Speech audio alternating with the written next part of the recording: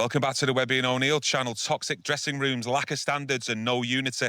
Luke Shaw says that's all changing under Ruben Amorim. But do you believe him? Get your thoughts and opinions in the comments section. And don't forget to leave a like on today's video, as you know it's much appreciated. Kick us off. The headline is, our aim is to win the league. Well, that will send a lot of people out there into meltdown. What's he talking about? But to be fair to Luke Shaw, in the context of the interview, he produced a positive take on United as it stands at this moment. And I thought it was an excellent interview, what he gave. Very, very positive and a full change going round under Ruben Amorim. I liked it, but some people, when they watch it, will just think to themselves, is it the same old, same old? Stragglers, that was a big one that I seen from his interview. He's saying there's no more stragglers in this squad. Do you believe him? I do believe him. I've seen with my own eyes what's been going on. I've looked at the pre-season. I've listened to Ruben Amorim since the end of the season, and everything has changed. You know, you look at the 5 players, what have been put back at Carrington. Go and find a club, get them out. It's all changing. There's no stragglers here now. You're all under one banner. That's what he's basically saying, and we're all behind it. We're all behind Ruben Amorim in the way forward, and that is good to hear. I'm really pleased with the interview, and I just hope that more players come out with comments like this and tell you, because football's Man United fans will get behind these players if they are more truthful. And I believe Luke Shaw is being truthful in what he's saying. He believes the toxicity is over. I think there'll be some people out there, though, in our comment section who say it's Luke Shaw himself who's one of the stragglers, good enough to talk the talk, but he's not fit enough to actually walk the walk. Well, listening to Luke Shaw, you know, I and many United fans, look, believe his time is up. You know, we've said it many, many times. But I think Luke Shaw is aware of the situation. You know, he talks that he has to perform. He talks about his injuries and that he acknowledges that there's other people in front of him. That's my take on it. So he knows he's got hard work to do. We've criticised him, saying, oh, he's fit and all that. It's all looking towards the World Cup. But he knows he's got a lot of work to do, and he's putting it in. And he's also saying all the players are putting it in because they believe under this system, under Ruben Amorim, they've got to fight for the places. And he is aware of what he's got to do. But them injuries are a worry, and you could see it in the conversation from him. He is aware, and he's not fully sure if he will be able to last the season. He's been here a long time. People want him out. We've wanted him out. We want a change. And this year, I think, is Luke Shaw's last year at Manchester United. Them injuries, he is worried about them. And we've always give our concern about his injuries, and that his time is up. I have seen similarities, though, from what Luke Shaw said in this interview, going back to Erik Ten Hag as well, especially about the actual dressing room. He did say that they were trying to create a family atmosphere, and I have actually highlighted that in the video description if you do want to take a look at that. I remember under Ralph Rangnick, he turned around and said, we're going to win the Champions League. So for me, you know, words at that time are completely different than now.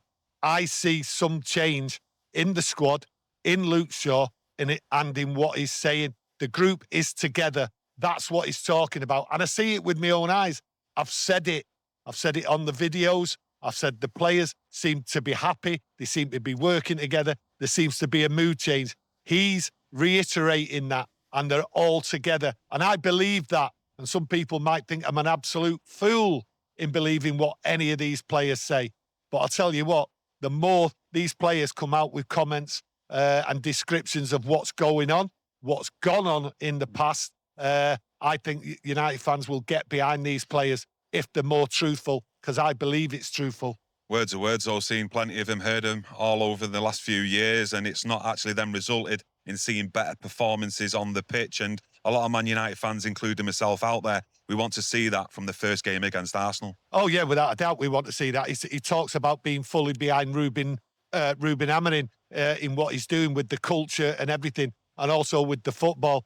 So for me, it feels like a real team. He said it feels like a real team. Well, what a description to give on the previous managers. This is a real team. Well, what was going on before?